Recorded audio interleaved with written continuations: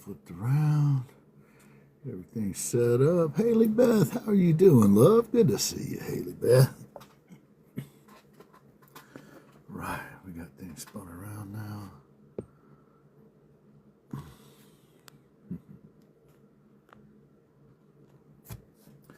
What you up to, Haley? Did you do your swimming over the weekend? Hey, Amazed, how you doing? Thanks for stopping in. Appreciate it. How'd you do, Haley? Hey, Lisa, what's happening? Uh-oh, is that Ash, man? What are you doing, brother? Good to see you, sir. You did good. Right on, Haley. Glad to hear it. Glad to hear it.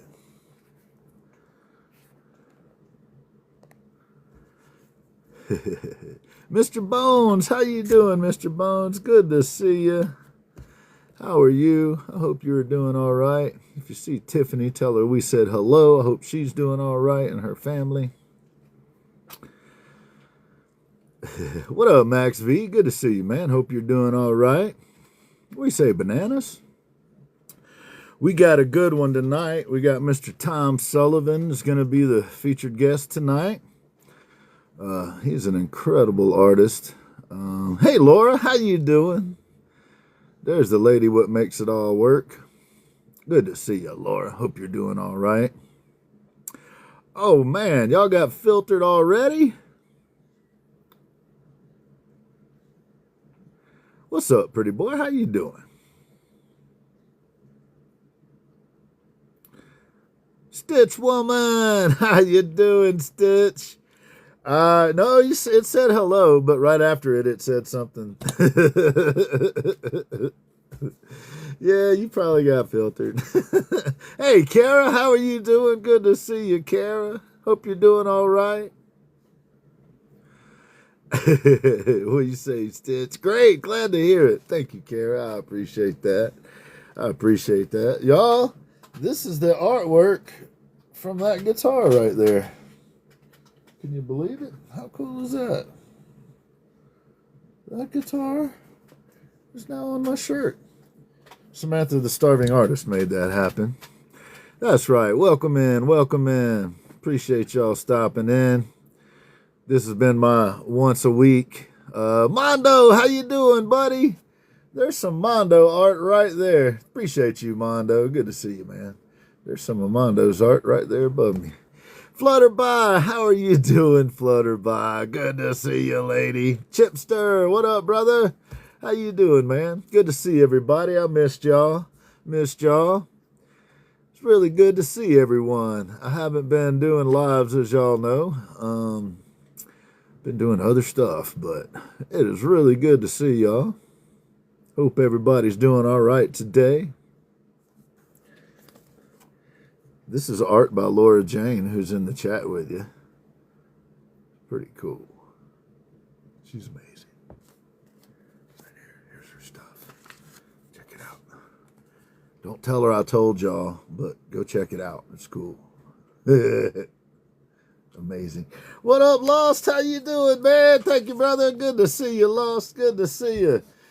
Good to see everybody. Thanks for coming in, y'all. Appreciate you stopping through. Appreciate it. Mr. Sullivan, the man of the hour. Good to see you, sir. Thank you for stopping in. Really enjoyed our conversation. I am looking forward to tonight. Kira Wilson Art, another amazing artist right there. If you're not familiar with Kira Wilson Art, make yourself familiar with Kira Wilson Art. Same with this guy right here, this Lost Paintbrush fellow. He hangs around with a dude called Accidents by Chad. They both do some pretty amazing artwork. You can find their stuff at the TikTok shop. Right there. Hey, Kira, thank you for the heart. I appreciate it. Good to see everybody. Thanks for stopping in, y'all. Got a couple things to show you, to announce, and that sort of thing, and then we'll get into it. Y'all are going to just have me for the foreseeable future. Our good friend Ashman has a lot on his plate, and he is not going to be able to do these. Hey, Can Do, it is a lot to be the same place every week at the same time, over and over and over again. He did it for over a year. So Ashman is taking a break right now. He's got some folks he's got to take care of. So we are going to trim things down just a little bit. The show will be a little bit shorter. And yeah, he's doing okay. Loves wolves.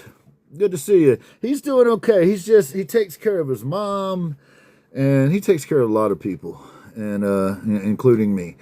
So he's just not able to do everything, all the stuff that he's been doing. So we hope to get him back at some point, but Ash is taking care of his family, doing what he's got to do.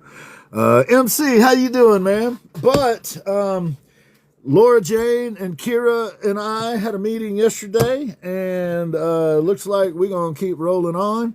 We're going to shorten things up a little bit. We won't have all the cool stuff Ash was able to do. I'm just going to come on and give some announcements and some chats and stuff, or some shout outs and stuff like that.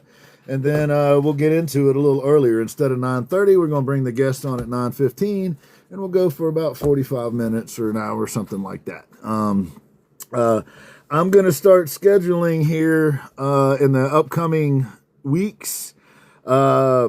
And I'm going to be reaching out to Slender Cat, to Lilu, to Lore Woven Art, to Mr. Hubs, and to a couple local people here that we're going to do live here in the shop. So I'll be reaching out to folks and seeing who is still interested in coming on and talking to us. And our objective is going to be do what we've been doing, which is try to give you a little bit more of a look at some of these folks on here. We're also going to expand it a little bit and bring some people in from some other professions as well, and try to make some connections with the art community to entities that might be outside of the art community, but would be good to be connected to. So that's the big picture plan. As long as folks are willing to keep showing up for me to interview them, I'm going to try to keep doing the interviews. So that's our big plan. Hope you like it. I thank y'all for coming. Like I said, I haven't been doing lives at all, just the Ginn Project Show each week. And we are working diligently to change that. Hey, Bill, I would really encourage you to go by Ashman's spot, Ashman's Basics, Ashman's Basic Art Store, and check out what he's got going on. You can still go over to his page and like his stuff. You can still go check out his store. He's got great content. So no worries, guys. Haley, you're welcome to come up. We'll get it started. Yes, Ashman Basic TikTok. That's right. That's right. So we will send Haley up. I was just going to bring you up a little later, Haley, because we changed the format. So I won't bring you up immediately now. I'm going to be on for a few minutes to make announcements and all of that kind of stuff. Yeah. And then we'll bring you up and do your thing. What you got? I'm good. Things are good. Right on. So we're you were gonna swimming change. this weekend. You were swimming this weekend. How'd that go? Good. I don't know my times yet, but okay. You did the freestyle and the backstroke. Is that right? Yeah. You want me? Okay. I can start whenever again. Okay. Are you anxious today? No.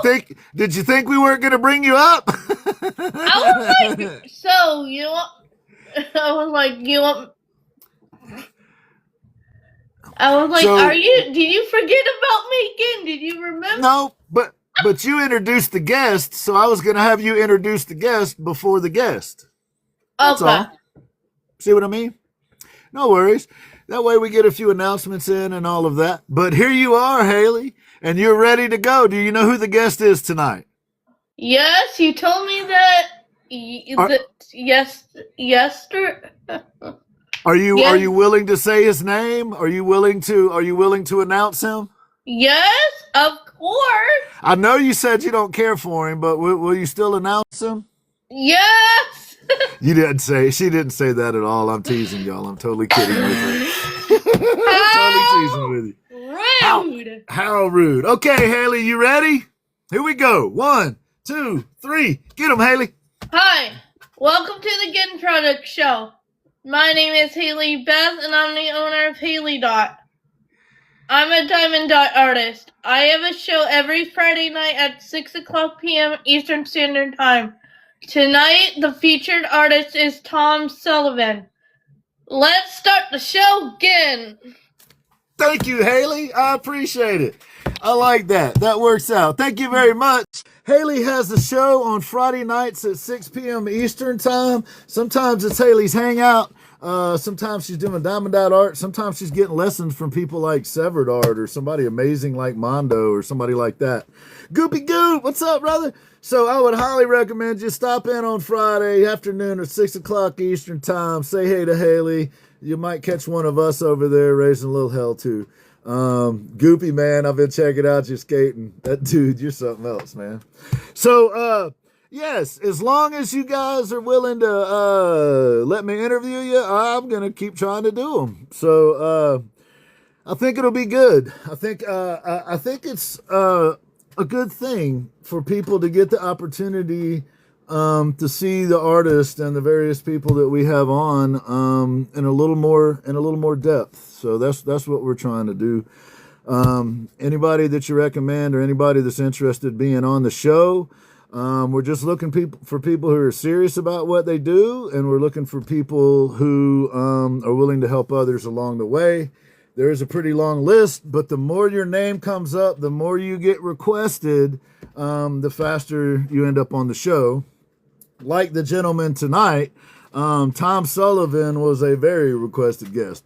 Several people asked to have Tom on, and we were very fortunate that he is willing to come on. He's an incredible artist. He does this ink wash technique, and I love that he uses the old paper and the story about how he got started on all of this.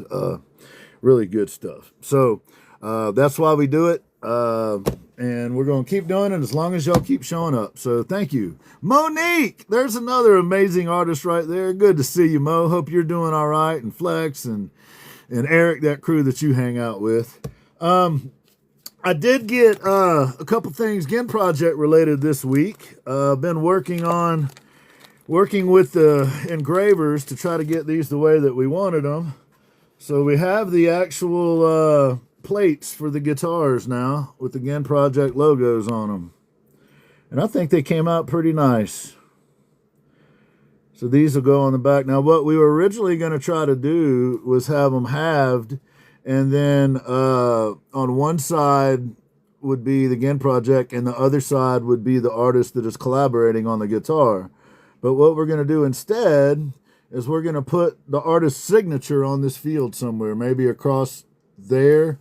I'm backwards, or across the bottom, but probably diagonally. I'm going the wrong direction, but yeah, but that's the chrome ones. Well, they're actually steel, polished steel, but they look really nice.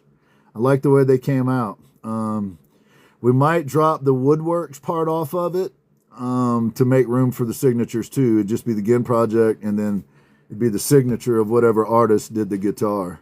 But I think they look good and they catch the light. I like how they change around a little bit. And then here's the black one. Polish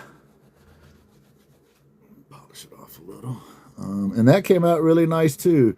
We weren't exactly sure how it was going to look because, you got the metal underneath the steel.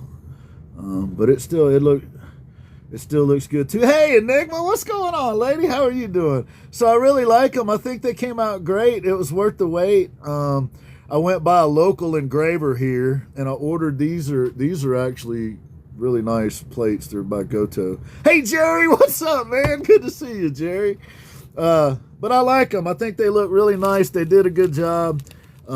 They've got some more of them coming for me, and then that way they can do all the Ginn Project ones. And when we need to, when we're doing collaborative ones, we can add the signature of the artist onto the plates. So that's the plan. That's the news from the Ginn Project over here. And I also would highly encourage you, our good friend Samantha the Starving Artist, SA Artistries, SA. This is her artwork, and this is the artwork that is on that guitar behind me that she did. So we have the first version of one of the guitars, the artwork on one of the guitars actually making it on shirts. So I would encourage you, go by, check out SA Artistry. She also has her logo now on embroidered hats and some other stuff. I hadn't had a chance to get any of those in yet, so I don't have them to show you. But go over and check out Samantha the Starving Artist. She's absolutely phenomenal.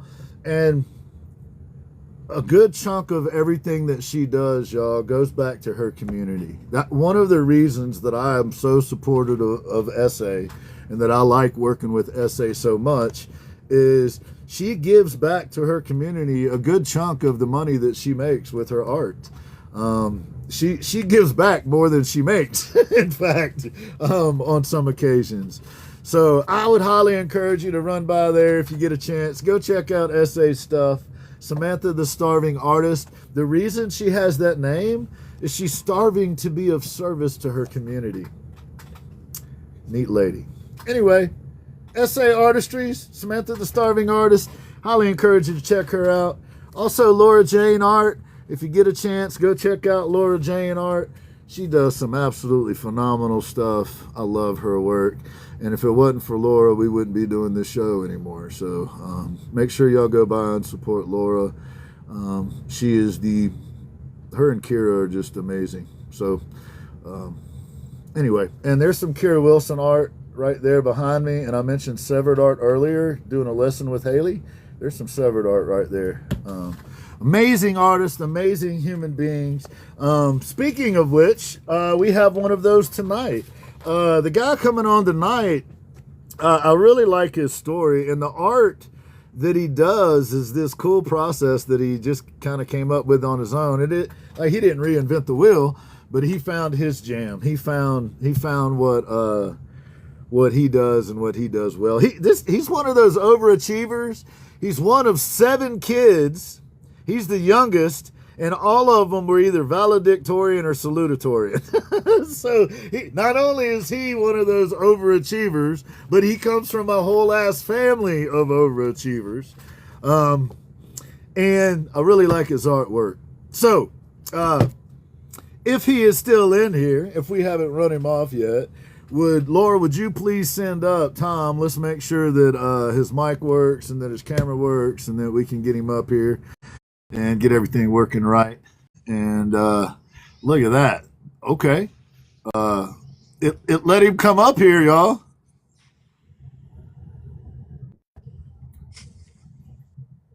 I'm live. Hey, and I can hear you. How are you, sir? That is good. Okay, let me get that. Okay, here we go. Oh, now we can see you. Uh-oh. Yeah. We get the full money. We get to hear him. We get to see him. And he might even show us some of his art today. It's possible that could happen. I think it's going to.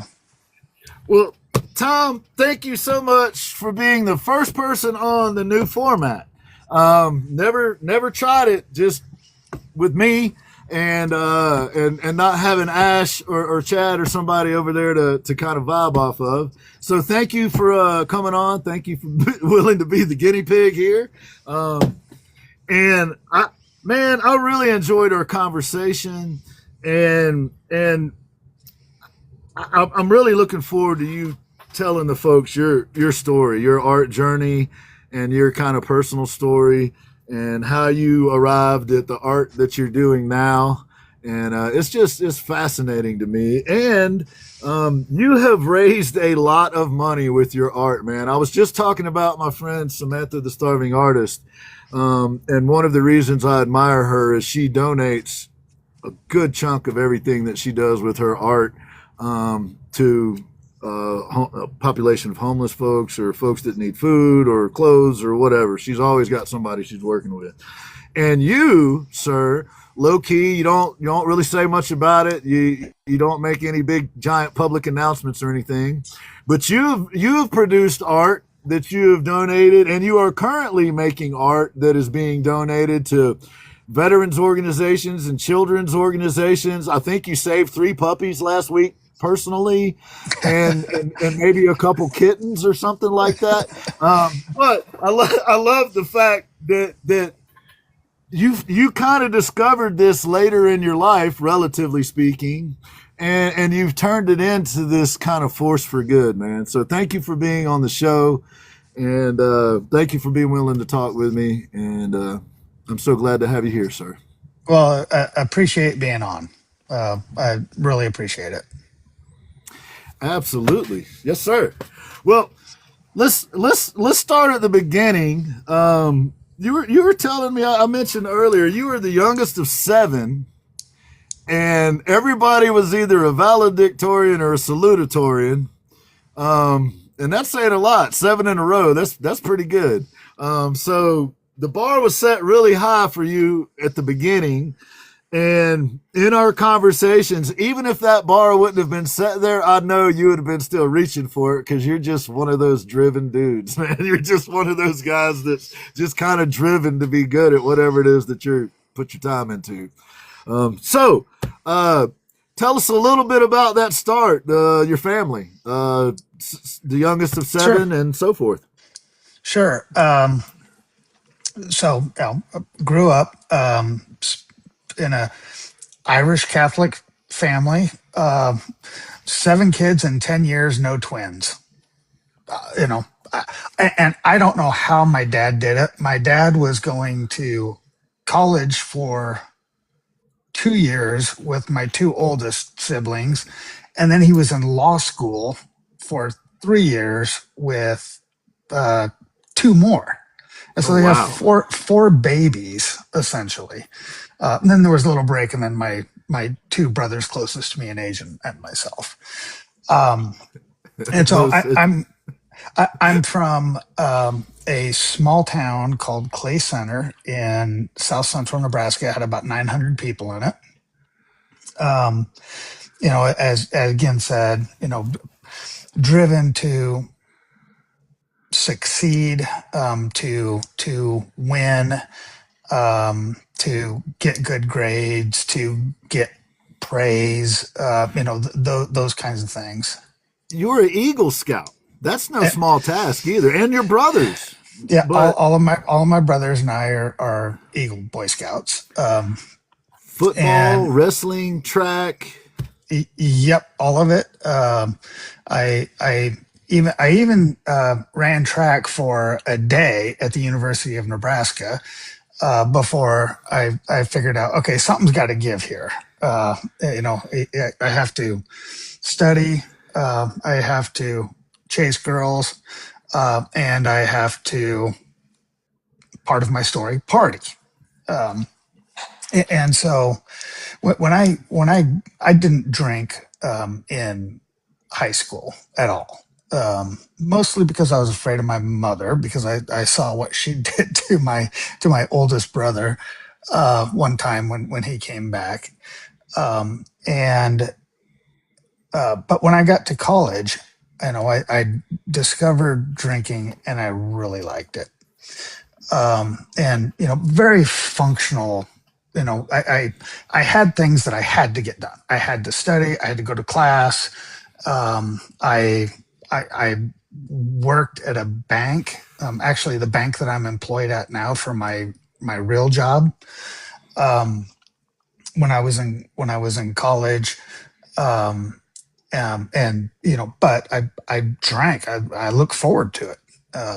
And when I drank, the only purpose was to get drunk. Now, looking back at that, that's not because I was abused and had these horrific things happen. Although my brothers did, they're older brothers. Did take a beating now and then. That's going to happen. It made me works. tough. It made me tough now. I had uncles to do that. Exactly. But when I did it, I just forgot about all this other stuff. And fine.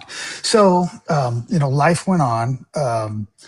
Graduated, got married a few years after that. Had a couple of kids, and nowhere in here am I saying anything about art. And so, hang on, that's coming. And but the drinking just, it escalated. And I never got to the point where I was drinking at work, or doing things like that. So I always had that, okay, I have to do that, I have to be functional for this. My church board meetings or other meetings I would have at night, Boy Scout meetings. I was a Boy Scout leader, and of course, okay, nothing. And but it escalated, and it got to the point where, of course, it was it was causing a lot of problems in my marriage. It was, I know, setting a horrible example for my boys. I have two sons. And when I turned 40 years old, I said, that's enough. I'm done. And I remember this thought going through my head at the time. It's like, well, okay, I'm never going to have fun again. I'm I know what you mean. I'm done. I can't have fun without drinking. And I've never been more wrong about something my entire life. But that was, my thought process then. And Right on. I went to Alcoholics Anonymous, and met people, and a lot of this ego driven have to win stuff that was addressed then. As I was getting my head right, it was driving out that need to be number one, to be important, to win. And so that has been a really, really nice thing. But it wasn't easy. I didn't have to go to detox. I didn't have to go to rehab. I did it with wonderful support of my wife and my kids, my family. I have several siblings that are also in the program. And it just went on. But my mind was still spinning. And about 3 years into sobriety, I started to get what I just call a creative burst. I had I call it a compulsion, because that's how strong it was, a compulsion to create. And I didn't know what that was or what it was going to be. And it started out with me writing poetry. I've never written poetry in my life. I'm not a writer, but I was writing poetry because I was getting these feelings out. And when I was thinking creativity like that, it made all of this stuff that was going on up here go away.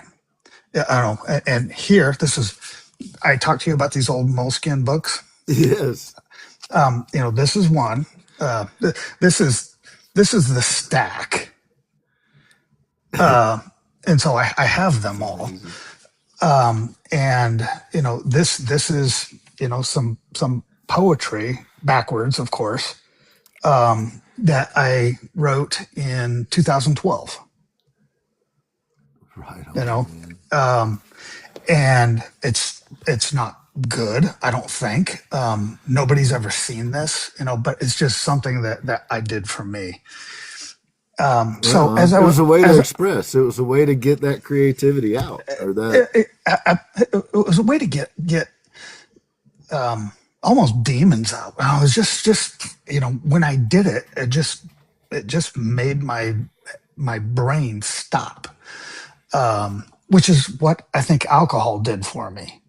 It just made that stop when I was in that state. And, here I found a positive way to get through that. And so, I continued on this journey, and thought, you know what? I think I want to teach myself how to play guitar. And so I taught myself how to play guitar. So he did. I love it. So I did. Well, now there are scales of how good of a guitar player you are. You're somewhere between me and Prince. I won't tell him where, but we figured out that you're somewhere between me and Prince. I think I'm probably on the other side of both of you. But I taught myself how to play, and and when doing these things with my fingers, it was not natural. And it takes strength, Yes. on some things, and it took a lot. But when I was doing that, it made my brain stop. And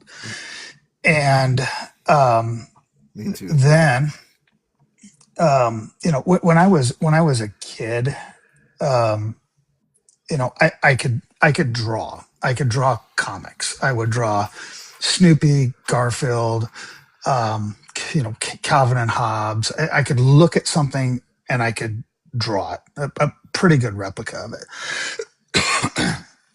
And so I started drawing, little cartoony, things as well. A lot of Calvin and Hobbes, because I love really, Calvin and Hobbes, man. I've actually got an entire. You got a panel on your arm. Yes. That's awesome. So all the way around. Yeah, it's all the way around. My homage to Calvin and Hobbes, and my youngest son, who was maybe 10 years old at the time, he said, "Hey, Dad, can you draw this for me?" And I look at it, and it's a photograph of Travis Barker, the drummer for Blink 182, playing the drums, big mohawk, playing the drums. Like, I don't know, man. I've never tried to draw something off of a photo before, but I'll give it a shot. And I did it using a number 2 pencil. I had no idea there was any other type of pencil than a number 2 pencil. And so when I needed to make something darker, I sharpened it and pushed harder. That's just this is what I did. I sharpened it and pushed harder. Right on. It works. That's art tip number 1 from me tonight. Sharpen it, push harder. And that'll make it darker. It makes it darker. That's right. I got you. That's man. right. And so I did it. I got done with it. I was like, I can actually tell who this is. And, of course, he loved it. I said I was going to dig that out, and I didn't have time to dig it out again, so I apologize for that. I still have that. No, I still have show. that. No worries. I still have that piece of art. And so that's cool, man. That's cool that you have it still. But when I was doing that, the same thing happened in my brain. It just stopped. And it was relaxing, and it was meditation, and it was mental wellness for me. And so, then it's like, okay, well, maybe I can do this. And so I just kind of kept going. I don't know if you want me to continue here again, or if you want to. Sure, man. Ask This is your show, man. This is your story. I'm just here to facilitate, sir. Okay. And so, I just kept drawing. And as a matter of fact, I use these same Moleskine books. Oh, here's the one that I was looking for. Here's another one. And this is from 2014. Okay. So one of the things that I do on every piece of art that I finish, I sign it and I date it. I put the full date. I don't think that that's right, technically, because I've seen other art and they just put the year on there if they date it at all. But I put the full date on there so I can find my picture of it, on my phone. Right so on. I can go back and find it. And so, this is an example of, 10 plus years ago art, and where I was at. And so, here I'm working with like black pen, and just ink pens. That's awesome. And so, I kept it at these things. And, one day my wife, drug me to like an antiques show.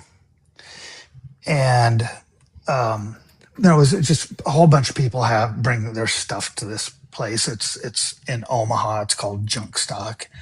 And I'm sure every state has things like this. And we're walking around, and I really don't even want to be there, but I'm there. So my wife wanted to go, so I'll go. And one place that we went to, there was an old blue suitcase, one of those suitcases from the 50s or 60s. If you're old enough to remember those things, every family in the United States had one, I think. And so I opened this up, and it is completely full of old sheet music. Now, when I was in school, I played trombone, and I could read that music, but I can't read any other kind of music other than the trombone. And I thought, you know what? I wonder if I could do some art on top of that. I think that'd look kind of cool. And so we bought it. I think it was $10, for a stack of old sheet music. And the suitcase. And the suitcase. Don't forget the suitcase, man. And so this is an example of old sheet music. You look at this dude here, that's old. And so all of this paper was from the early 1900s, 1900 to 1910. So it was over 100 years old. I thought, man, that's super cool. And so I started trying to do art on it, and I was using a pencil. I was like, God, it doesn't work well. You can't see it as well.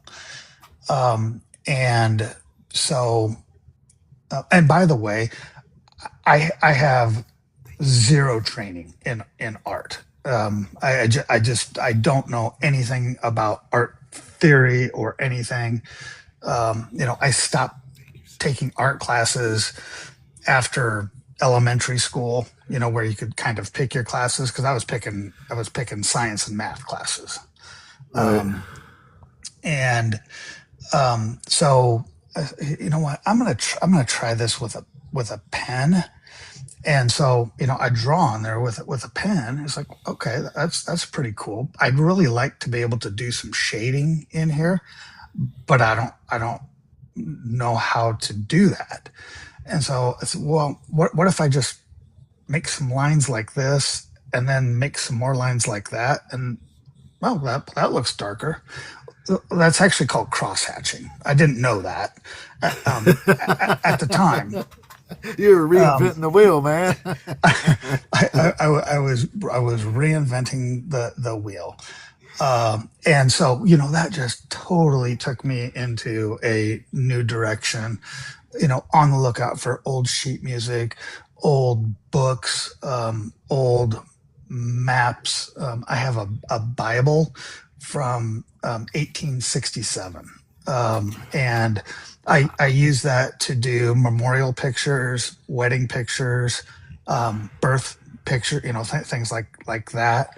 So try to be really respectful with it. And, just, fantastic things, so long as the paper, didn't have pictures on it, or at least too many pictures. For example, a dictionary page that has a picture of a bird or whatever on it. Sometimes they have those in the dictionary.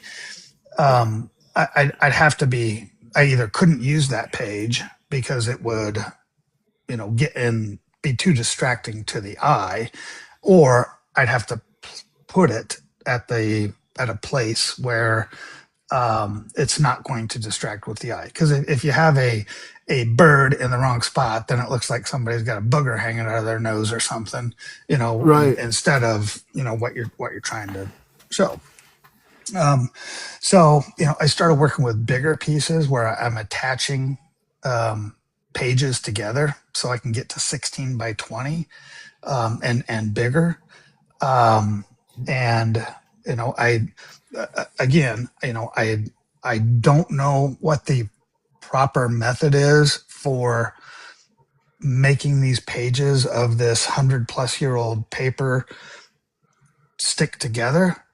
There probably is something appropriate, but this is what I use. Do you ever talk to Severed? Do you ever talk to Severed Art? Are you familiar with Severed? I know Severed Art, but we have not. She might have the answer to that. She knows a lot of stuff.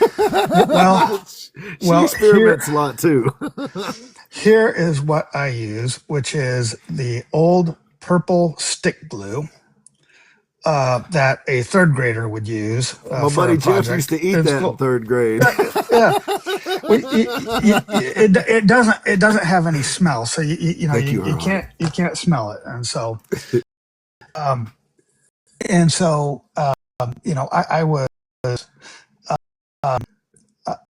I was along with my art and progressing. Even had a couple of Friday shows here locally, and was selling a little bit, was giving a bunch of stuff away, and I was on social media. I was on Instagram, and I saw this artist from Australia, and his name is Louis Jover, Louisjover, and he does really emotional paintings, and he paints them on book pages and sheet music and other things as well. And I just messaged him. I said, how are you doing that? And he said, well, it's called ink wash. It's like, oh, okay. I Google ink wash. What is ink wash? Well, it's India ink and water. Okay, well, let's give that a shot. And when I found ink wash, that was the first time that I feel that my style developed. Where I was like, okay, that's something distinctive. That's something different. And it was completely organic. It just happened. And so, I kept working with the ink wash. I'd like to think that I have improved I've been doing it about 8 years now. And it is my jam. I have started to dabble a little bit in chalk or in charcoal. And, just like my guitar playing, I don't think I'm a natural at charcoal art. But for some reason I am with ink wash. And it just works, and it gives me so much more than I could have ever, hoped for. It's just art is my passion. I I create every day. I paint, draw. I do something every day, except for right now because I've got a 9-week-old Great Dane puppy that is hell on wheels. It's adorable, by the way.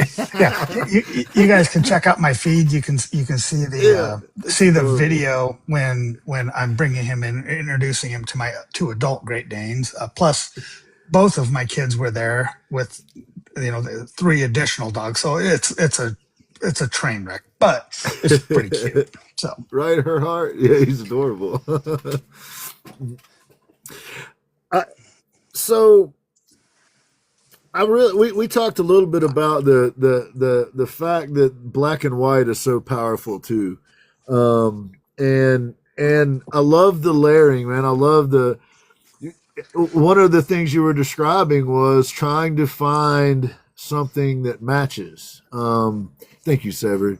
And the example, I hope I don't mess this up, but the example, the way I remember our conversation was somebody wanted you to do a particular song that had been released like in the last 5 years.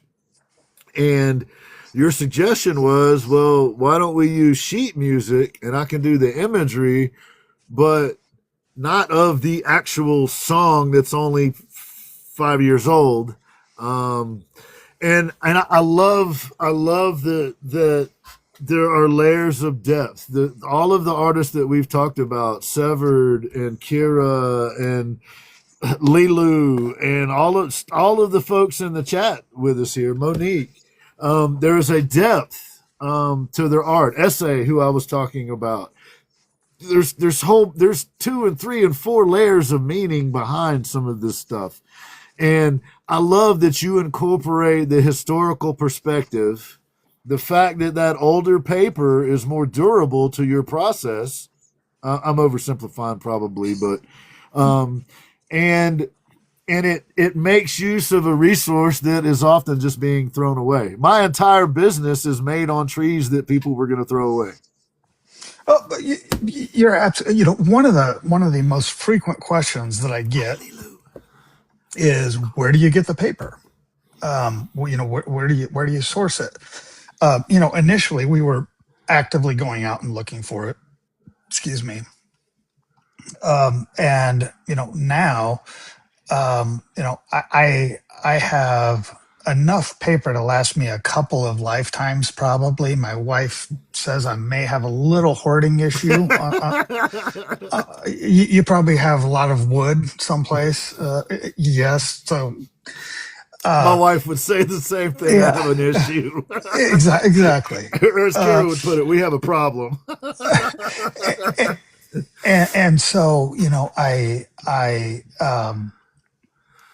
I find something, and I keep it, and eventually it comes out.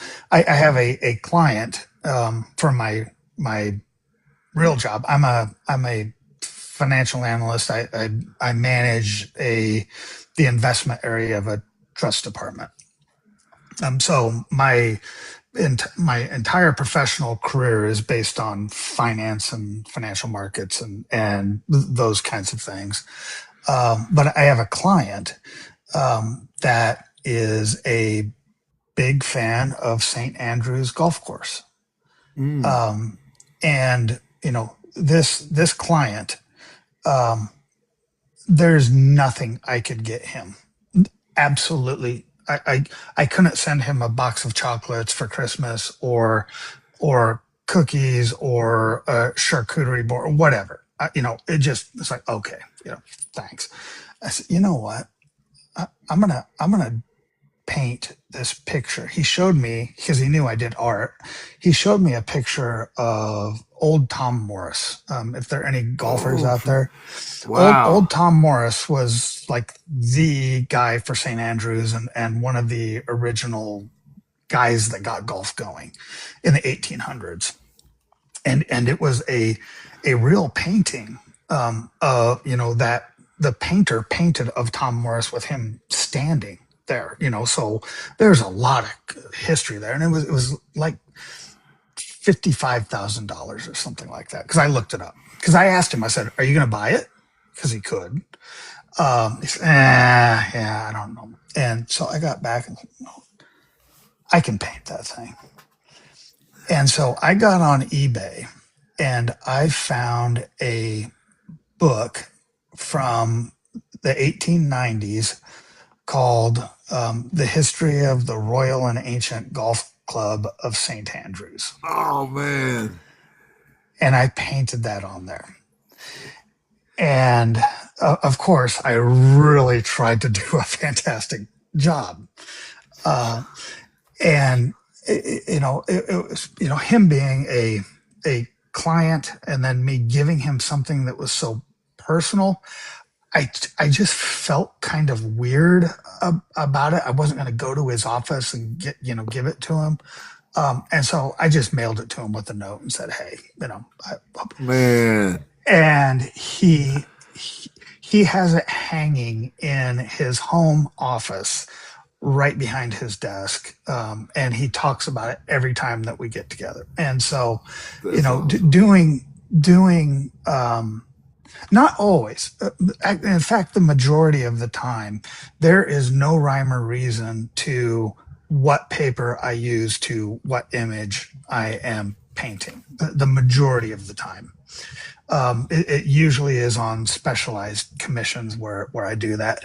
One thing I did want to mention that you mentioned earlier, one of the good things about the old paper is it's just higher quality. They made it better than today's paper. And I use so much water in my process that if I don't use high quality paper, then it gets really, really warped. And so, speaking of, some of the, well, I guess before even I get to this, not meaning to sound pompous at all, I view my art ability as a gift, pure and simple. It didn't exist, and then it did. It's like, okay, this has been given to me. I need to do good stuff with it. And so, I really, I try to, give back. I've probably done 50 pet portraits for people, who have lost a pet. And I just can't charge them. It's just, it's just, here you go. You raised quite a bit of money with paintings that you sold. One of your paintings that you donated sold for what, $5,000 or something like that. I mean, that's a significant chunk of change for an organization to receive. It is, and it makes a difference. And I build a following through the philanthropy, through the giving. People are exposed to my art that had never been exposed to my art before, and so that can pay dividends. And that's incredible, because it straddles that line, right? Our common experience is we tend to give some stuff away over the years, right? But on the other hand, it also makes art accessible to people that it may not have normally. Now, I'm not talking about the guy that could buy the $55,000 piece or whatever, no problem. That's not who we're talking about. But it makes it accessible to those people who it may not be accessible to on occasion. And it's thoughtful, man. It's thoughtful art. Well, Unbelievable. and most importantly,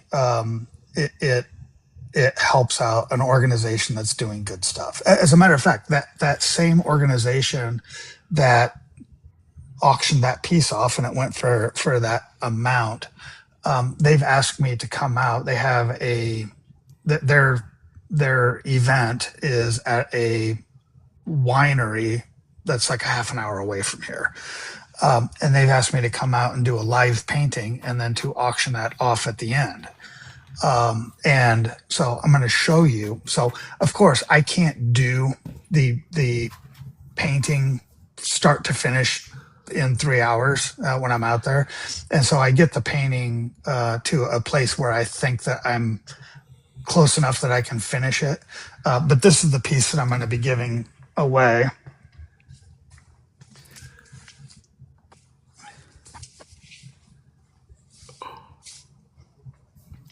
Wow, that is amazing. Oh, And my so, goodness. yeah, this is on canvas, which if It's I'm doing, huge. It's as tall as you. well, and I'm not particularly tall, but if I'm doing something large, I will do it on canvas because attaching that many pages together, it starts to get really complicated. And the largest paper piece I've ever done, I did a 5 foot by 5 foot piece of Billy Joel for somebody here in town. And I had to do it in 4 different sections. And then I glued them together at the end, and I just hoped that my math worked out. Well, I'm sure if anybody's math's going to work out, it's yours. Laura actually mentioned earlier too. It's a, what did you say? A matte medium is what you would use to glue those together in her world. Oh, okay. It's called matte medium. I think she was talking about instead of the glue stick, if I'm not mistaken. Well, Monique, now I, no, Mo, you only get one. We talked about it, and we argued for an hour, and we decided you only get to see that one piece of art that he did, and then that's it. That's it, just one. and so as we're talking about the story and my process, and the paper, I was recently contacted by a veterans organization called Bullets and Band-Aids. And it is, their purpose is to support veterans. And it could be a veteran of war. It could be somebody even that was administrative. It could be somebody that wasn't even an American veteran. So it's worldwide. And Right they do a really cool thing where they connect the veteran with a writer, and they tell their story to the writer, and then the writer writes their story. And then they take that story and they give it to an artist, and they said, interpret this with your art. And then they have shows in museums around the country, traveling shows where they have all of these pieces telling these veteran stories. Cool. And so I got connected with them. This is the piece that I am working on. Wow. Man. And so my process, excuse me. Also, this is I went on eBay and found a book on the history of Iraq. That's where she was based. Nothing to do with wars. Right? It's just the history of the country and the people of the country. Cool, so that's what this is on. So, this is my process. I watch shows like Portrait Artist of the Year, and watch, other artists create things. and I see them slapping down stuff all over the place, and it just makes no sense to me at all. I can't see a face, and then they're coming in with another layer that's it just does not compute in my head. Now for me, because I work with the ink, I work from darkest to lightest. So I go from pure black, add water, get the next darkest shade, put that down, add water, and do that 15 or 17 or 20 times. And so this here, if I were to take the clips off of this and show you the back, this is actually Sharpie. And so I use, first I grid my page out. I work off of photos. I can't create. Which you out of my figured head. out on your own, by the way. You figured out the grid system without anybody teaching you the grid system. I did. I think that's Yes, my John. math background. I was just like, what? This I love picture. it, man. It's brilliant. I printed this picture out, and it's 8x10. If I make a mark every inch and draw lines here, and then if I'm doing a 16x20 piece like this, that's twice as big. If I make a mark every 2 inches, well, then I know where that nostril goes, and where the eye goes. But Love it, man. I draw it in pencil first, and then I take a fine micron pen and make the outline of what I'm going to do. Then I take a bigger micron pen, and on things that I'm going to make pure black. You can see there's some micron up. These are clouds. Yes. Up you here. can see the outlines. I put that bigger micron pen around there, and then I take the Sharpie, and I don't even have one up here, but one of those dual tip Sharpies. One end is normal Sharpie, the other end's fine, and I go around, and just that line of ink on there, it acts as a barrier to the India ink bleeding over where it's not supposed to. Oh, wow. Right on. Okay. So I don't get the bleed. And that's why your edges are so crisp and clean and right on. I wondered how you did that, man. Yeah. Well, that's amazing.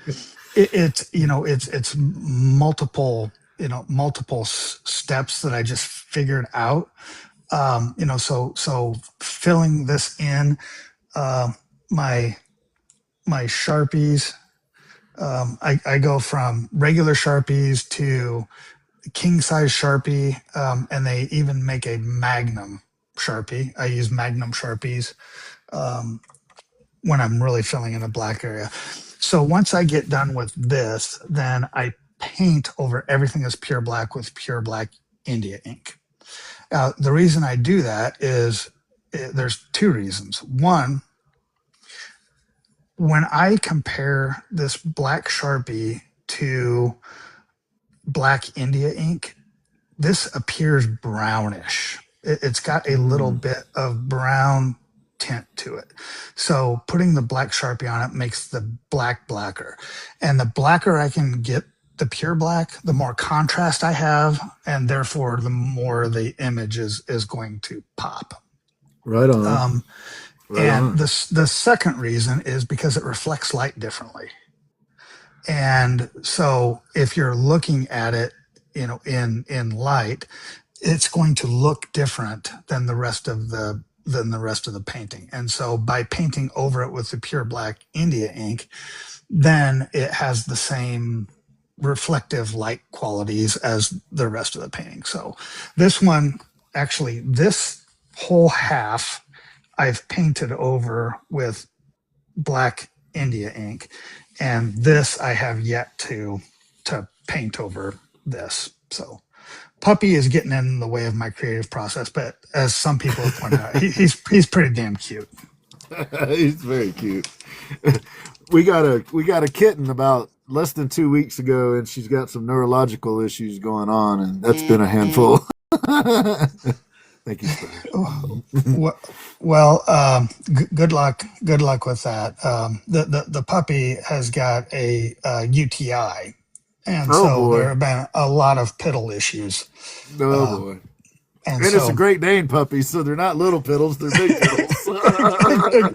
yeah, it's not this. It's this. But like I said, he's awful cute. And so, you know, um, as as my process, I talked about, um, the initial part of what I do. And then as I'm adding water to the India ink, I actually use cups exactly like this. And again, being the very finely trained artist that I am, this is actually the lid off of one of my son's deodorants. Uh, and it's just the right size. And in general, what I'm doing is I'm diluting the ink by about 50%, every layer that I go, and Oh, okay. it's a guessing game. So you, Um, by volume, you just add the same amount that you have water yep, wise? Is that yep. basically what you do? Now I get to a point where this cup right here is about a third full. If I were doing ink wash in this, and wanted to get to the next level, I don't want to fill this thing all the way up to the top. So I have, actually, it's this cup. I pour most of the ink wash out of the cup and just leave a little bit. Then I don't have to add as much water to it, to get Gotcha. to the next level. And so I keep Ah, doing that. gotcha. And then when I'm done, so I've gone through 10 or 15 or 20 layers of ink wash. Then I take a look at the picture. Now, from watching Portrait Artist of the Year and seeing other artists, I've seen people take mirrors and hold the mirror and look in the mirror at the person that they're painting, and they're doing that to reset their brain. Now, I don't do that, but what I do is I take a photo of it. I take a photo of my art, and then I put it up with my iPad, and look at the reference photo, and I just compare. Okay, this needs to be darker. This needs to be darker. This needs to be darker. And go through that final. I would say that 60% of the time I need to do that. 40% of the time I do that. I go, that's pretty awesome. I like it just the way it is. And then the final step, and this one is thanks to tattoo artists, and watching the tattoo competition show, which I love to watch, is white highlights. So I can't,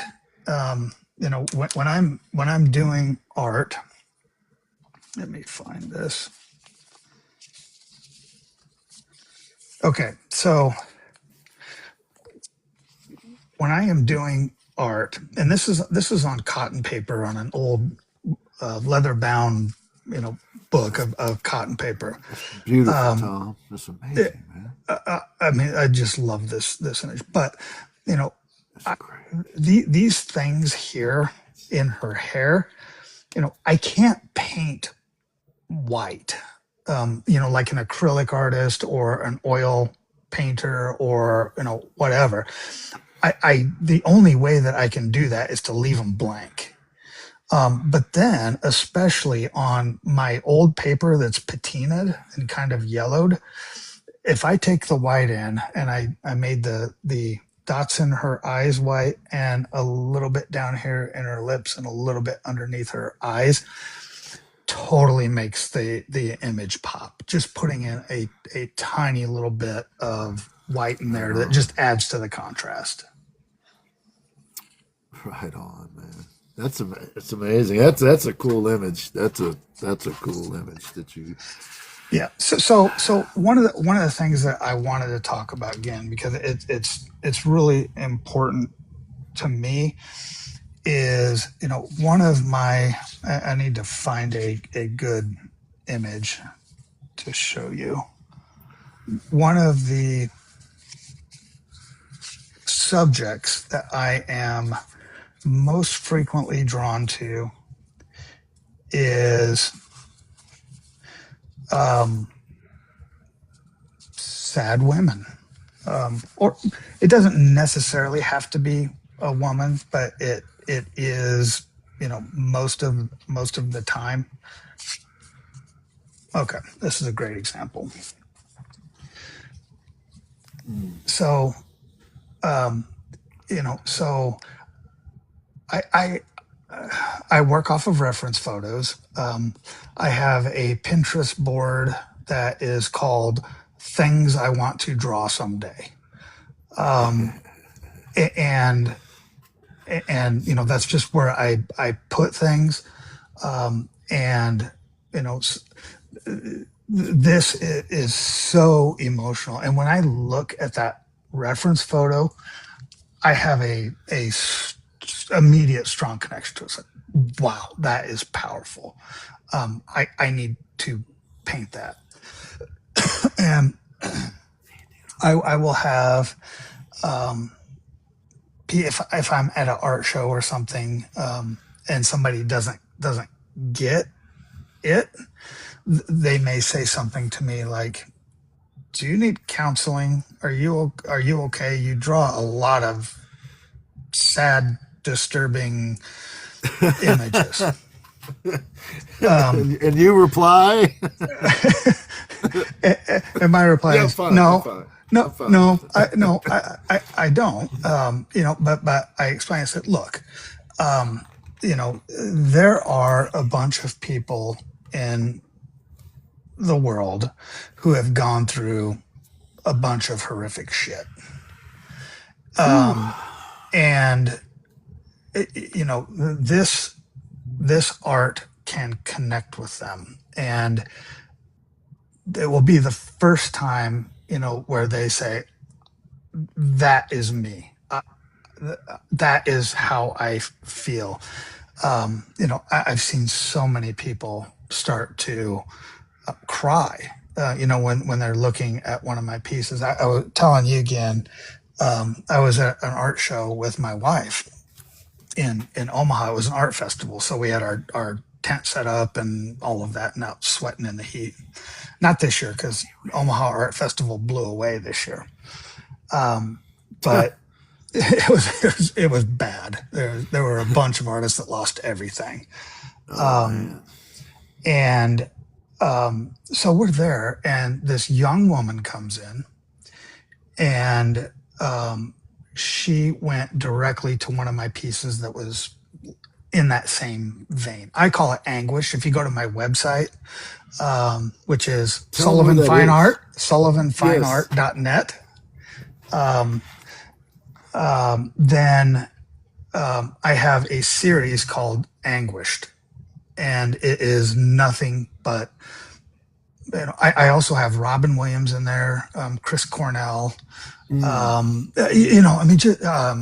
heavy, man. Chester Bennington from Linkin Park, Man. Kurt Cobain, but the vast majority of them are women. And she was just busting up, and my wife went over to her and said, "Are you okay?" She goes, "I'm sorry, this piece just really, really speaks to me. I just got out of an abusive relationship out of state. I had to move back here with my young child, and we're living at my parents, and I just wanted to, I connected with this piece, and it told my story." And so I talked to her for a little bit, and she didn't have anything. I mean, she abusive relationship, had to go back. She didn't have anything. And she walked away, and both my wife and I looked at each other and we said, we should give that to her. So I went and grabbed it off the wall, ran down the middle of the show, found her and gave it to her. And I've got a picture someplace on my phone of the hug that she gave me from that. And, That's awesome. I mean, just, head in my shoulder, sobbing. And awesome. there is no better compliment for me than when I can tell that my art emotionally connects with someone, that they get it and it made their life better, because that's what I think I'm supposed to do with it. It's that human connection, man. I mean, it like you called it a gift, in the most kind way. But yeah, you didn't have it, and then you do have it, but now you have found a way to connect with people on an emotional level through art, and that's heavy, man. That's really, I would argue that in the world we live in now, that's especially important. Finding ways to connect to people, finding ways that, hey, look, we're all human beings. We all are trying to make it on this crazy rock. So, absolutely, we're all human beings, and it's not that hard to be nice, and I'm in an enviable position in that, my real job is a fantastic job. And it doesn't matter if I get paid a penny for any art that I do. And that totally frees me up to do what I want to do. I don't have to sit here and go through the mental constipation of what can I paint that I think people are going to like and is going to sell for a bunch of money. And it's so freeing. And I, around here, I've got a ton of art. and can I just say, I'm gonna interrupt you for just a second. Now he's talking about his as he calls it, his real job, but I would just like to point out that you put the work in to be able to be there too. So like that didn't just happen. That takes effort as well. And so a lot of work went into putting yourself into a spot. You came from a family that had 7 kids. So you had to put some work in to get to a spot. But I just want to acknowledge that. That's all. Here's where I have changed. The reason that I'm in finance is because I wanted to be Gordon Gekko from Wall Street. Okay. I wanted to destroy the world. I wanted to move to New York. I wanted to crush little people. I wanted to The whole make capitalist thing. a ton of money. Okay. Yeah. The pure capitalist portion of the world. Now, the first time that attitude started to change is the birth of my first child. I mean, that just right on. Becoming a parent changes you, and so that started to change. But then, through sobriety and through art, it's just all I want to do is try to make the world a little bit better place. Man, we need people. This is just my opinion. This isn't. Don't hold this against Tom, but in my opinion, we need people from all walks of life that are willing to reach out to people from other walks of life, if that makes sense. We've all become so into one singular thing, oftentimes, that we kind of lose that connection. And I know that there's a million different stories of a million different people, but in general terms, I believe that it's beneficial to have people from different walks of life creating art, making art, sharing art, advocating for art, because it connects us all. It really does. You gave me a quote. I say you gave me a quote. I always, when I'm talking to folks, I always try to come up with at least one quote that they say in our conversation. And what I wrote down for you was, you said it's going to go where it's supposed to go. And what you were talking about was your art career. Like you've reached the mountaintop. You've done all the things, you've checked all the boxes that you're supposed to check. Is what being successful is, or what being, what everybody's got their own definition for that. But a lot of people think of it in terms of financial gain. Well, you're a dude that knows something about that, right? Yeah. So as I mentioned in our conversation, Kira is another example. Kira Wilson Art. Kira has a business degree, and that's why I believe, and she also has some legal background, some other stuff too. She's a really smart lady, married to a rocket scientist, so smart household. But having that is one thing that a lot of artists are missing, is that side of the equation that is the business side of it. And even if you don't want to be a professional artist, even if you're doing it as a hobbyist, there's an expense. There is a cost, and it isn't always just on a ledger. There's an emotional cost. There's a kind of a spiritual cost. There's other layers of cost.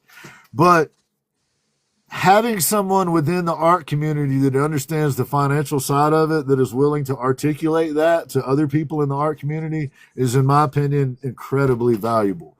Because one of the things that most artists don't have is that other side of the brain, right? That does the calculations. We all, even, I don't know this to be true or not, but is it difficult thinking about it, your art, in terms of, if you were thinking about it in the same way as banking? Like, do you have to, I don't know if that question makes sense, but It does. And I don't do it. I can't do it. My art is, when I'm at work, it's, buttoned up, professional, doing all of that stuff, and using, by finance and common sense, and things like that. When I'm doing art, when I'm doing my job, there's no emotion. I remove emotion from the investment decision process. There's a whole, there's a whole field of finance that didn't exist when I went to school. It's called behavioral finance. yeah. And behavioral finance, if I can sum it up in Tom speak, it's, Please. why do people do stupid shit with their own money? It's just, people get emotional. They make these behavioral finance errors, and so there's no emotion. This is pure emotion. That's all it is I just want. Yeah. Do you mind if I show a couple other pieces? Oh, please. No, please. This is your show, Tom. Okay. That's really interesting, man. I didn't think about it in those terms. And, in the financial world, leave the emotion out. It's more of an analytical kind of process, and you're taking data and your knowledge and experience and mixing those things together. But then in the art side of things, you're seeking and evoking emotion. Absolutely. 100%. So I talked about the sheet music. This is a piece that is actually on sheet music. So I thought I should show at least one of Lemmy! Dude! That is amazing. That's Lemmy. That is Lemmy. Ah!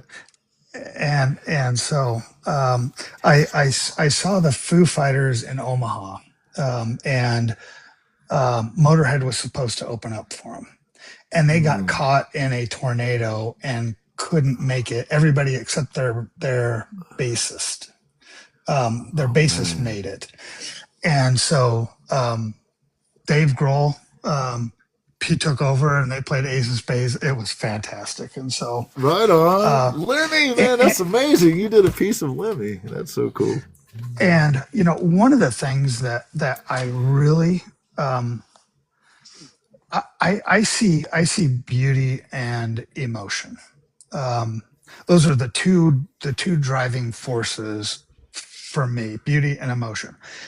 And in neither one of them does race or ethnicity have anything to do with it. I see beauty, and I have, so I purposefully, try to paint as just because I paint mostly women, women of color, and they're just beautiful. And so, oh man, that's the bark on the trees is even amazing. Yeah, and this one's on canvas. It's a strange size. And then the final one. Do you title your pieces? I'm just curious. I was literally just going to say that. I don't title my pieces, and except on my website, because I have to, call them something, so that they get. But I don't, because sad woman 1, sad woman 2, ballerina 14, crying woman, distraught woman, anguish, exactly. And so I just don't. This is one that I've titled, and this one is called Raven.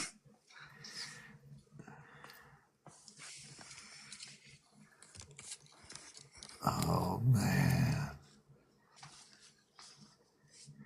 Wow. I hope Severed's still in here. And, that's crazy cool. I just absolutely love this piece. I've actually got a bigger one of these hanging in my house. It's one of the few that my wife lets me hang anywhere other than up here in my studio. That is that is amazing. Holy cow. And Raven, you titled it. Yep, Raven.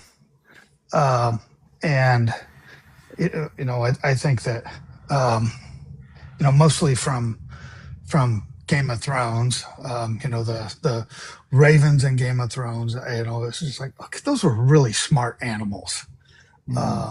And the way that image is just, to me, it's very, very powerful. Yes. And you're right. I mentioned this earlier, but you were talking about this in our conversation yesterday. The power of a black and white image is it always has been captivating to me. So I don't know. I think you hit on something that I would my brain kind of likes. It finds symmetry in or something. But the way that you do it, man, the style that you do it in is definitely 100% you, my friend. Well, I periodically, fairly rarely, I'll add a splash of color in. Like that piece that I'm going to finish painting live, her eyes are blue. Or maybe I'll make lips red, or something like that. But it's fairly rare that I do that. And people have said, "Hey, have you ever tried watercolor?" Because what I'm doing is kind of watercolor, except with black and gray. It's the same concept. Have you ever tried acrylics? Have you ever tried oil? And I say, okay, I try, and this was just a couple years ago. I tried watercolor and doing a portrait. It looked like a third grader did it. I mean, it was, I can relate. That I can relate to. And I can't explain it. It's just, that's not how my art brain is wired. And I know what my lane is. I've found my lane, and it's satisfying, beyond my wildest expectations. And so I'm just going to stay in my lane. Right on. Yes, man. I when I first started woodworking journey, I was thinking about doing some metalwork stuff too, and I was kind of split between the two. And then I figured out, man, there's just too much here. You got to pick a lane and kind of go with it. So Yeah, I can relate, man. Well, look, you have on September 11th. There's is that when you're doing the winery show? If I don't want to mess it up, but it's on September 11th.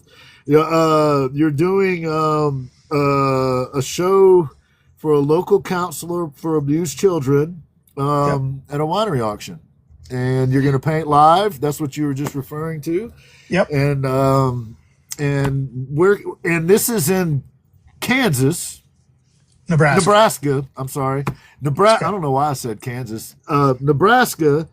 And it's not far from Lincoln. No, it's in a town outside of a little town called Seward that's about half an hour away from Lincoln. So okay, so in the general vicinity, kind of Lincoln, Nebraska. Hey, who pickles? and you would think, okay, here's a guy that's in recovery that is going to go to a winery where they're going to have free wine and other drinks flowing throughout this whole event. How does that impact you? And the answer is not in the least. It was removed from me, and it doesn't bother me in the least to be in that kind of environment. Now, that's kind of a people aren't getting messy. I'm not going to go to a bar with a bunch of college kids. That's just not my thing. Not the crowd anymore. But through the healing that art has given me, mostly here, I'm able to go and do things like that. So it's fantastic. Yeah, man. It's the woodworking thing's an outlet for me too. It is a way to filter. Somebody mentioned Carhenge. In western Nebraska, there is a Stonehenge replica, except it's made out of old cars, and it's called Carhenge. So, Laura, kudos for knowing that. Laura also came through with the mat stuff that she was talking about as a way to. I wrote it down. She is Laura. She may be the most underrated artist on the entire damn platform. She is an absolutely phenomenal artist, super knowledgeable. Wouldn't do the show without her. She's pretty amazing human being. I don't know if you're how familiar you are with Laura, but well, I know that after this show, I'm going to be going through all of my new follows, and I'm going to be following people, and this platform, particularly TikTok, more so than anything else, for some reason, I'm able to connect with people. I have so many friends from all over the planet, all over the planet that I have never met before.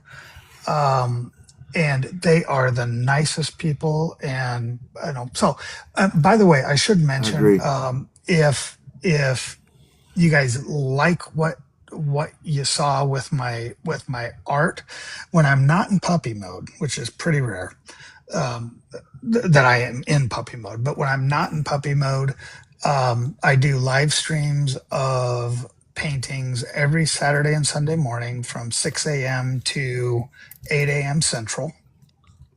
And the reason I do that is because nobody's up at that time. And my studio is in a loft in my house, and so I have the house to myself. That's why I get a lot of Europeans and a lot of Australians that tend to follow. I did a lot of night shifts too. That's how I met Spurs. So, Well, please tell the folks your website information again. Please tell them how, if they were interested in doing a commission or finding a piece of your work or contacting you about something like that, how do they get in touch with you? Give them all your details, man. We're at the end of it here, so if we get a restriction, it don't matter. Sounds good. So my website again is sullivanfineart.net. My email address is tom@sullivanfineart.net. And on there you can email me on the website, or you can just send me an email. You can connect with me through TikTok. If anybody had a commission request, I love to talk with people about the process, and it gets people's creative mind flowing on what they can actually do with the commission. And so that's always fun to go through. And so, just contact me. If you want to buy art on my website, I'm horrible at updating my website. I just don't put new pieces on there very frequently. And so I don't have originals on there, but I have a bunch of prints that can be ordered off of the website. And if you wanted an original, then we just talk, and I said, okay, I still have that. Or I can recreate it. I've recreated some of these pieces, 6-7 times. Right on. And every one of them is unique and different. SullivanFineArt.net and Tom@SullivanFineArt.net is the email, if I got that right. I hope Correct. I got that right. You did. And if I'm not mistaken, Haley did her homework, and your favorite color is red. Red, yes. Huskers, I could see where that comes from. University of Nebraska, Alma, gotta be red. If we could, folks, if you don't mind, please drop some red hearts in the chat for our friend Tom, and whoever's able to get me some screenshots so that I can send those out, so that we can have evidence that people actually came and supported Tom. your grandbaby's called. Right on. Thank y'all for doing that. Appreciate that, everybody. Please drop some red hearts down there for Tom. Tom, man, it was an absolute pleasure having you on. I really appreciate you coming on and talking to us about your process and kind of how you came to do art. I think that's why we do the show is exactly stuff like this, so that you can get a little bit more insight into these people out here doing all this cool stuff. You have my personal number. If I can ever be of service, ring me up. I love what you do, man. I think it's amazing, and it's thoughtful, and it's kind. And I again, man, I appreciate you coming on. Thank you so much. I am very thankful for the opportunity, and I'm thankful to Monique for introducing us. She's the one that. Oh, that lady. She all right. She's more than all right. She's more than all right. And as a guest on the show, you also carry some weight as far as, thank you, Spurs. Spurs just sent me some pics. You carry some weight also as far as future guests. So, the fact that you've been through the process, you kind of understand how things work. Thank you, Hoof Pickles. Good to see you. Means that, you have people out there you want to suggest or whatever. It moves them up the list faster because you've been on and you know the process. So keep that in mind, man. I appreciate you so much. Thank you. Thank you, everybody, for watching. I really do appreciate it. Absolutely, man. I really enjoyed it. You can catch him Saturday and Sunday morning from 6 to 8 a.m. A lot of times that would be about when I'm going off on on Monday morning. So 6 to 8 a.m. Central, Saturday and Sunday mornings. You can check him out doing his thing. He has an event coming up also that's going to be on, I believe, the 11th of September, near where he's at. And it is a fundraiser for abused children. He's going to be doing a live painting and an auction. So if you're in that area, go check it out. Is there anything you wanted to get to or cover that we did not cover, or anything you wanted to mention that we did not mention? No, other than, just thank you to you, your team. Thank you to everybody that showed up to listen. And, the artist supporting artist community is so important. And so thank you for what you do. Well, thank you, man. Thank you for being willing to come on with our new format. We hope to get Ash back one day, but he's just got a lot going on now. So thank you for being willing to still come on and talk to me, man. I appreciate it. Absolutely. Everybody, you take care. Everybody, Tom Sullivan, amazing ink wash artist. He does a lot of other stuff too. He writes poetry, plays music. You better be careful, y'all. If he takes up whatever it is you're doing, there's a good chance he's going to get better at it than you are. Appreciate you so much, man. Thank you. Thank you. All right. You take care. You too, sir.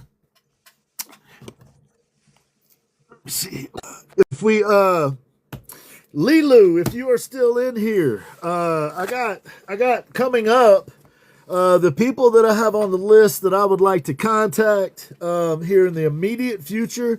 The names that have come up have been Mr. Hubs, we got Slender Cat, and we got Lilu is another one of those folks. So Lilu, I'll be trying to reach out to you here in the next week or two, and see if we can get you on if you're still interested. It'd be good to have you on. We're gonna have Harold and MC and Coach on here next month, and we're also going to do some panel discussions. We're going to get Philly Art Dad back at some point and talk about some things. And so I also just want to say a special thank you to Ashman. We love you, brother. We see you out there doing good things, taking care of people, man. So keep up the good work, Ash. We appreciate you. And you folks out there, if you could, run by his spot and give him a little bit of love. Samantha, the Starving Artist. This artwork came off of that guitar behind me. I'd definitely encourage you to go check that out. And thank y'all. Make sure y'all follow each other. Look out for each other. And try to be good to each other every chance you get. Thank you so much, everybody. Thank you. Special thanks to Laura for making this happen and Kira Wilson Art for making this happen. Kim Flutterby, Spurs, Stitch Woman, Monique, Lilu. Good to see y'all. Thank you. Haley Beth did an amazing job today. Appreciate you. Chell, thank you for coming in. Always good to see you, Chell. Her Heart, thank you. If you're still in here, thank you for coming by. Good to see you, Her Heart. Severed Art, Mondo, you know we love y'all. Appreciate y'all. Spurs, you know we love you too. Everybody, thank you so much. Have a wonderful night. Look forward to seeing you next week.